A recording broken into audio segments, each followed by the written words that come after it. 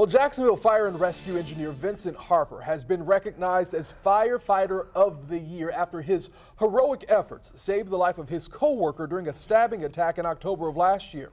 Harper and JFRD Captain LaTorrence Norris were transporting 38-year-old Tony Bernard Harris to the hospital when he became aggressive and stabbed Captain Norris.